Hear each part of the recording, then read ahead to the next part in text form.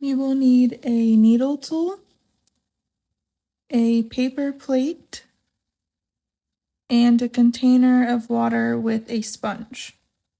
You're going to take the paper plate and flip it upside down. You're going to take your needle tool and run it around the paper plate so you can cut out the clay into the shape that we need it. You can just sit the extra pieces off to the side. We don't need those anymore. You're going to flip the paper plate back right side up and lay that slab on top of it. Make sure it's as centered as it can be. Once you have it centered on there, you're going to take your wet sponge and push it into the paper plate mold. Don't just press it lightly on top like I'm showing you. You actually need to really press it into the mold of the paper plate so we get that nice groove around the inside edge there.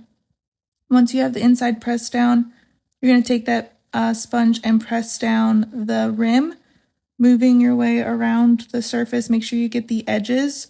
Don't worry about the underside right now. We will flip these out once they have dried a bit and smooth out the bottom. But really make sure all those edges that you can see are nice and smooth down, that you don't have any bits sticking up because they will get very sharp after you fire. You're going to let this sit and dry a little bit, and then you are going to layer a layer of either colored slip or underglaze, depending on what you want to do. I am using colored slip in this video, so a nice thick layer, and then you're going to let that dry. While we let our plates dry, you're going to take that final sketch worksheet, make sure your final sketches are done, and you're going to cut out the circles. You're going to lay the circle that you cut out with your final sketch on it on top of the plate. Make sure the slip is dried. You don't want your plate to be completely dry, but you want it to be dry enough that it's not sticky still. You're going to take a dull pencil and you're going to trace the lines of your image. This will leave a mirror image in the clay, so then we can start to carve away after we've done it. I'm going to lift up a little corner here and show you what that mirror image will look like. Make sure that you hold this paper down the whole time so it is staying in the same place.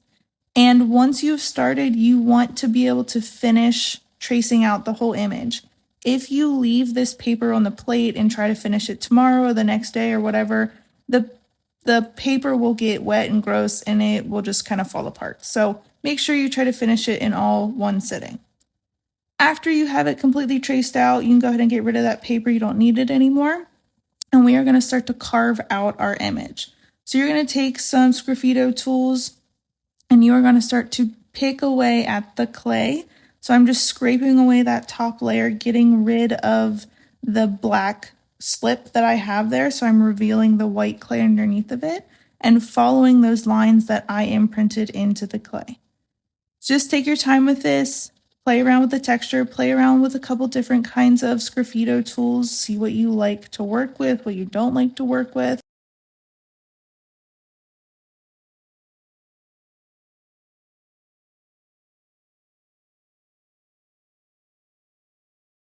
As you're scraping, you'll notice there are a lot of little bits popping up that are hard to kind of get with your fingers, so you can use a dry paintbrush, make sure it's dry, to help you brush all those little bits away.